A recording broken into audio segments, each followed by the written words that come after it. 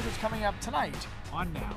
That it's helped so many people in this community. On the same day that the Attorney General spoke on cracking down on drug dealers in Maine, people looking to stop using drugs lost an important resource. Whole gut job just to get it to look normal again.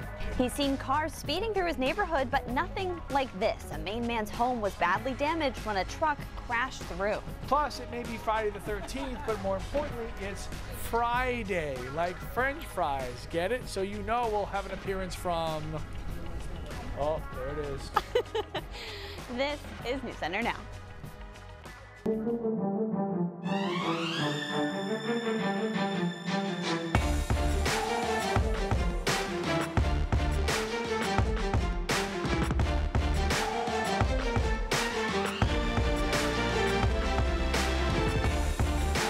We can break the vicious cycle of drug abuse, addiction, overdose, deaths that has devastated countless families. It is no secret, Maine and the entire country dealing with a huge drug epidemic. Opioid-related overdoses are on the rise. The deadly drug fentanyl is popping up all over the place. Hello, everybody. I'm Lee Goldberg. And I'm Lindsay Mills. Today, U.S. Attorney General Jeff Sessions is meeting with officials here in Maine to see how they can combat this deadly epidemic, specifically outlining his plan to crack down on drug dealers who sell fentanyl. Maine and New Hampshire are 2 of 10 states that part of this effort, where the Attorney General says fentanyl overdose deaths have hit hard. He's invited all 16 of Maine's sheriffs to attend as they're on the front lines dealing with this problem. Meanwhile, this is all happening as the state has lost a huge resource, and this is something Chris Costa has been working on today and has a lot more about a really big loss in that community, Chris. Yeah, Lee and Lindsay, it's called the Serenity House. It's a program in Portland that provides medication-assisted treatment and group therapy for people who are trying to break their struggle with substance use disorder. It provides treatment for people who have Medicaid or no insurance at all. People who lived there say the closing could derail their recovery, and now they're wondering what's next. And that came to a halt. Kyle Reithman is leaving the place that saved his life. We had been told that we were going to be able to stay there until the 30th, until we could find something else to move into. He is 5 months sober, but not yet done with his program. Serenity House, the longest-running residential treatment facility in Portland, closed Friday in the midst of the opioid crisis. It's one of the few in the city that provides medication-assisted treatment and group counseling for people trying to stop using drugs. And when people are ready and wanting that help, you know, every resource needs to be in place so they can get the help they need. Having that intensive time to really just work on their recovery in a community and with support and structure can make all the difference between life and death. For years, he used heroin, marijuana, and cocaine. The Serenity House saved his life and his father's. Reithman was getting help to start school. I don't know if I can follow through with that. Jumping into sober living, I have to get a job, which I don't have yet. People who live at Serenity House say they were given the option to move to a homeless shelter in Alfred owned by the same nonprofit. They say house staff changed the move-out deadline from July 30 to Friday and gave them 2 days' notice. I have not had a relationship with my son for the past 3 years because of his addiction. Kept our relationship severed. Jackie Bennett is seeing her son for the first time in months as he packs his things from the place that saved his life. He's doing wonderful. I'm very proud of my son. It means the world, honestly, because I never had friendships like this. I've never built relationships that I have today to lean on, and that make me proud of who I am today and to make me more of the person that I should be and that I want to be my best self. That young man did get a room at a different recovery residence, a sober house, but it doesn't offer the same programs that Serenity House did. We reached out to the executive director of Serenity House, Bob Dauber, multiple times today to hear from him directly why the home closed and what options were given to the people who lived there. But he did not return our calls. Our media partner, the Portland Press Herald, reports Serenity House closed due to financial issues, including lack of revenue from Medicaid needed to pay for the costs of running the home. We'll talk more about this in our commercial break. Lee and Lindsay. All right, Chris, thank you very much. Elsewhere, a wedding videographer might sometimes catch a few, party crashers, some wedding crashers, if you will, but they're probably not expecting vehicles to come crashing into their home. Yeah, that was the story for one Maine man who says he's glad no one was seriously hurt and his camera gear was spared. I've seen plenty of people speed on this road. There's been nasty accidents over the years. But none like this, according to Matt Valkankic. The house shook. Thursday night, he was home when he heard a loud noise. I was kind of shocked when I looked out the window and saw a truck in my porch. When he went outside, he discovered the driver. He was walking around dazed and confused, but at least conscious and walking and healthy. Valkankic is a wedding videographer and says he's also lucky his gear's okay because his next gig is this weekend. I actually had my tripods out here, but it was on that side of the porch. He's used to capturing memorable moments for others. But this time, a witness caught a moment he will likely never forget. Authorities say the driver, 53-year-old Anthony Ganem, told them he swerved to avoid a red pickup truck driving on the wrong side of the road. Investigators are working to confirm that. Well, so far, the only evidence we have is the statement of that driver. That's why we're seeking the public's help. Ganem declined our request for an interview. For Valkankic, the cleanup begins. While speeding is a concern of his in the neighborhood, this is a first for his home that's been around about 100 years. So I guess I'm good for another 100 years. Now, the homeowner says he's waiting on an estimated cost of damage. Authorities are asking anyone who may have witnessed that wreck to call the Cumberland County Sheriff's Office. Nice, nobody got hurt and everything else. That's why we have insurance. Exactly, So, that's what he said there today. you go. Exactly. So as long as no one gets hurt. That's right.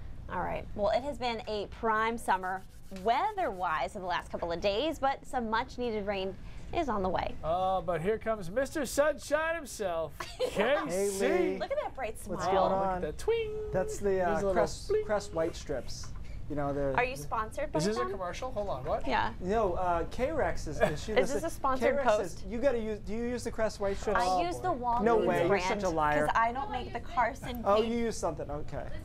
Oh, Listerine okay. rinse K-Rex uses. I use the Walgreens brand. People, I'm sorry. They're good. We digress. It's a good deal. Anyhow, Don't mind us. let's do some weather, shall we?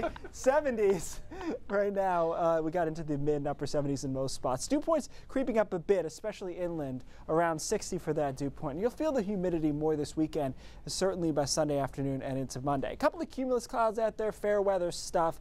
Much like yesterday, the showers really never materialized despite what the small scale model said. So right now, nothing showing up on the radar. We got a rogue shower or two last night.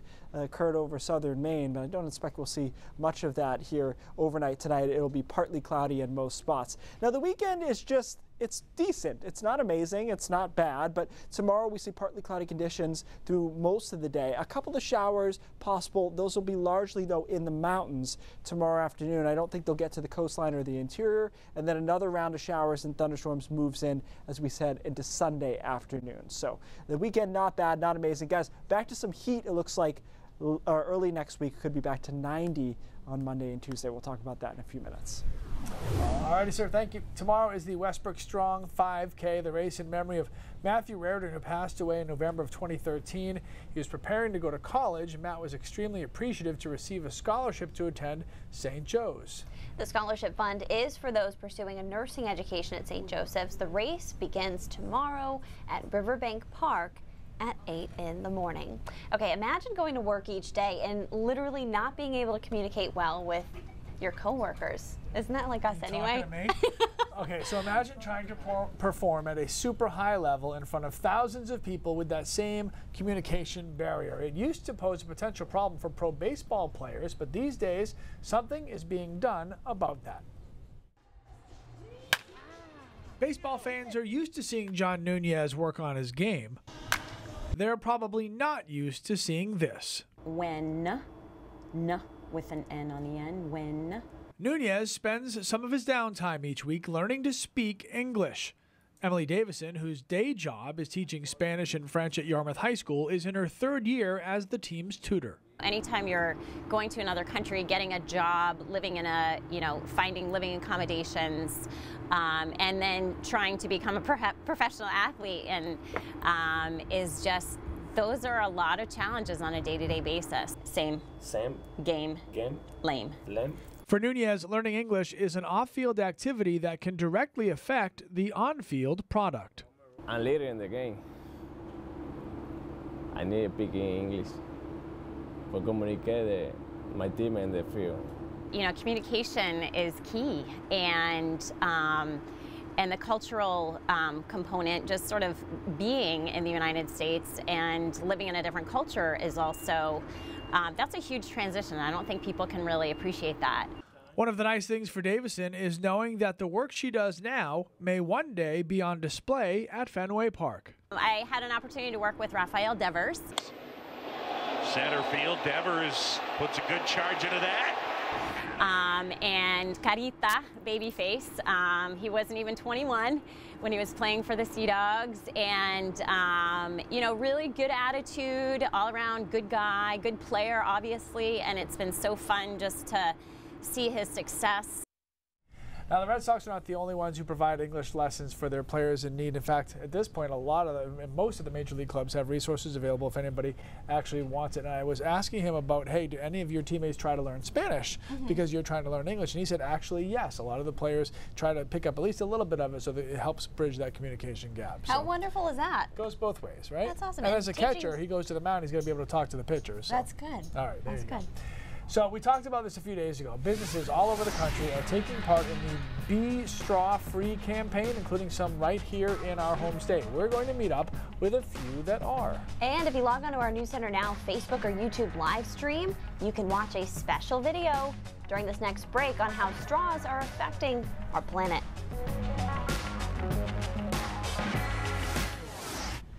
All right, recently we've been talking a lot about plastic straws and a nationwide move to ban them. Starbucks is doing it, and other major chains are considering the eco-friendly option too. This thing came out of nowhere, but months before the plastic tubes became the centerpiece of a national debate, they were already being ditched right here in Maine. Christina Rex tells us all about it. Oh, I think somebody said, I can't believe you're a diner and you don't have straws. I think somebody said that once, yeah. From diners Would you like something to drink while you're waiting? to breweries. Is that for you? To eclectic lounges. Kennebec County businesses trashed the plastic long before it was trending. You know, every single plastic bag and every single plastic straw that's ever been made is still on the planet. That's scary. That's a daunting statistic. And, you know, I think people are starting to realize that they don't have to be a part of that anymore. People like Leanne Harding, who carries her own metal straw. I order them online. I pretty much carry them everywhere I go, just because you know, it's better for the environment. So I've been in nature a lot, and I've seen a lot of plastic straws everywhere. Lounge owner Bruce Mayo recently celebrated 1 month straw-free.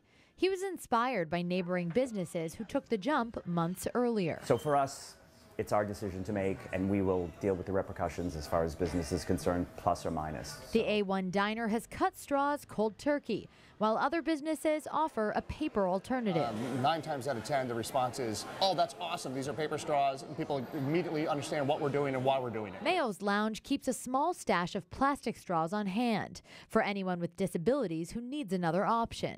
It's nice to know that you're doing something. A small something. One that these business owners say matters a great deal. In Kennebec County, Christina Rex, News Center, Maine. But Hollowell doesn't want to stop at banning straws. They are already thinking about other ways business owners can reduce or reuse. All right, you guys have seen these videos of police officers across the country dancing and singing in the ultimate lip sync battle, and officers here in our state are taking part as well. This will make you smile. Plus, we haven't escaped the humidity yet. Some summer showers are heading our way in Keith's forecast.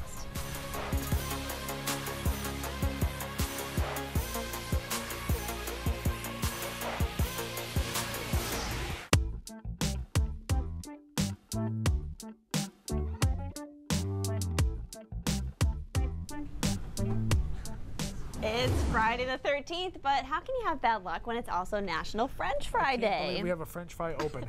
Okay, this is a holy holiday, maybe the holiest on Katie Ortiz's calendar. To celebrate, she went on a French fry fun fact tour.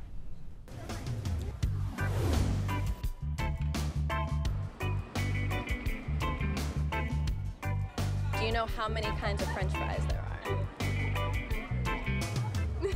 No.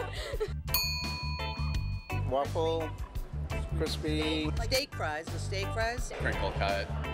What are those ones called? Curly fries. Curly fries, sweet potato. Sweet potato. Baked. Do you know who may or may not have brought French fries to the United States? Is it somebody from France? some French guy. I love fries. I made a new friend today. Do you think Americans eat the most French fries in the world? I would think so. No. Canadians, that's a really good guess. Right, Oh, it's gonna be us. It's gonna be the US. It's actually Belgians. Oh. 165 pounds. Stop it. A full person worth of French fries. On average. That's fantastic. Did you know in order to burn off a medium-sized fry from McDonald's, you need to do at least 90 minutes of bowling?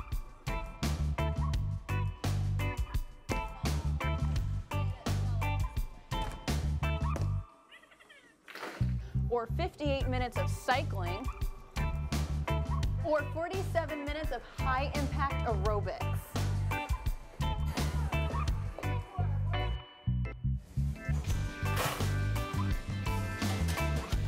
Wow. Okay, what just happened? All right. She was showing us how many activities we need to do to earn those French fries. How about we do it my way? We eat the fries without the exercise. I think that works. I don't know. That's you're not that big. You got to do something. You know, you do something. I chase figure. His nickname sure is a small fry. Do you have a few children? Children. And as soon as they're done being chased, you have another one. It's a conveyor belt, That's buddy. how you It's a do it. conveyor belt. All right. Oh, now I just want fries. Hey, it'd be a good night to go down and get some pure fries. Fries, ice cream. I want fries. Any of that ice stuff? cream's good too, yeah. Yeah, you're a big pure fry. You're a big pure fry advocate. They are good. All right, 70s for the most part. Nice, bright day. Temperatures in the 70s. Dew points not too bad. They're getting a little bit higher over western Maine, and you'll notice them creeping up over the weekend. And by Sunday afternoon, we'll be back to the sticky air that'll last through Monday and Tuesday. But right now, comfortable enough. Satellite showing us a few cumulus clouds popping up there. That's just driven by the instability of the sun. So it's very hard in the middle of the summer not to at least get some fair weather clouds that pop up. But we haven't seen any shower activity from it. The radar not really picking anything up. You see a few dots there. I've mentioned these before. Those are ground clutter dots. So they're not actually rain. It's the radar being confused when it hits anything from wind turbines to sometimes mountains, and not so much in Maine, but in other places, buildings. It can hit buildings and get confused as well. Hour by hour forecast, partly cloudy through most of tonight. And the weekend is kind of hard to sell to you because I don't mind it. There's a few showers around though, so it's a little harder to plan the exact timing of it. I think Saturday is partly cloudy, and we end up with the showers in the mountains, not so much along the coastline or across the interior. So I put the showers only in the mountains on Saturday. Saturday night, a few showers move through over southern Maine, and then Sunday is partly cloudy again, and those afternoon thunderstorms develop by Sunday afternoon. Sunday, though, is warmer, especially inland, so I think I slightly prefer that day, but it's not a huge swing between the two. And then we go back to some heat on Monday as temperatures drive to the upper 80s to around 90 degrees.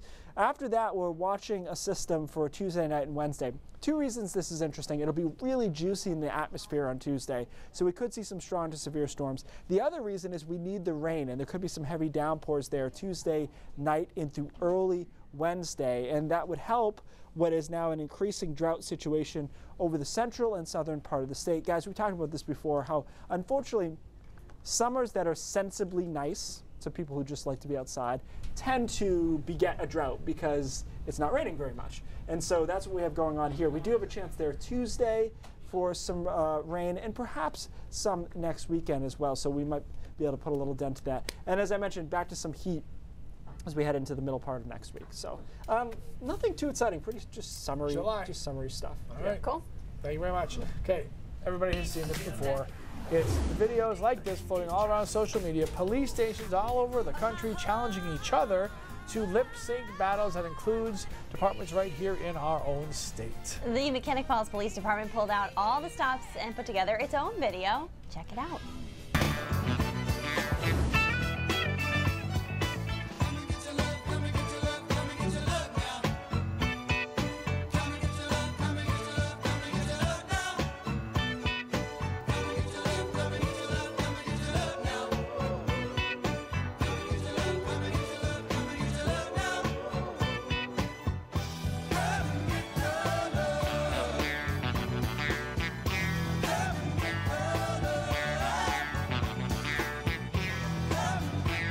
Some of these departments are getting so creative, it's fantastic, and I'm looking forward to more and more departments, especially in our state, starting to get on board so we can have some fun with it. Oh, if you want to see all of that video, oh, by the way, go check it out on our website. All right, let's check in for more of what's coming up on News Center Maine at 5:30. Cindy Williams is here. Hey, Cindy. Yeah, we've got more news coming up. A man from Hamden has been arrested and charged with murder.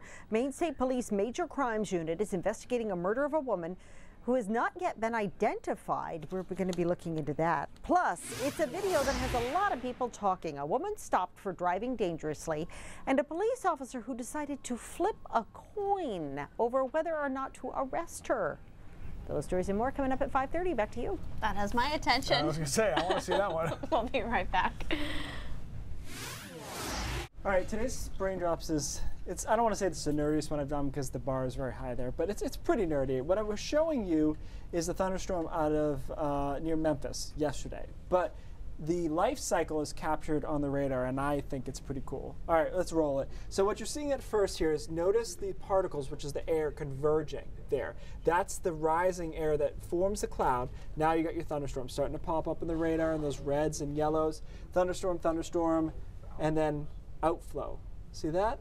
Circular thing. It looks, frankly, it looks like some sort of weapon. It looks like an explosion. It's exploding on it. That's the outflow boundary of the thunderstorm being picked up, and it's perfectly circular going away from the storm itself. So again, you see the convergence, the storm, and its life cycle complete in that one shot. Now there's a couple of reasons this is cool. One is usually the outflow boundary isn't that obvious, but the general airflow around there was quiet, so it just went out circularly. If you have a front, for example, it'll skew that whole boundary and you won't see it. The other reason we're seeing it in such great detail is this is a special kind of radar. It's called terminal Doppler radar, and they have them near major airports in the United States. They're extremely fine-tuned, and the reason is, of course, you want to know exactly what the air is doing around runways. As we learned the other day in your microburst lesson. A day after the microburst conversation, we had a plane off the runway without a microburst in Portland, but that was neither here nor there. So this is why we're seeing such great resolution. You would never pick this up with the normal radar, but they have those special radars in place. I do not believe Portland has one. I know that Boston does,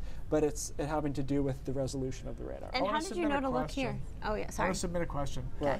At some point next week, maybe, why these really destructive thunderstorms like the one we had earlier this week are in such a fine line where you could be 1 mile to the other side of it and don't get hit at all, while right next to you that gets destroyed. You're going to need to email me. It's keith.carson at News Center. All right, get on that link. Right now.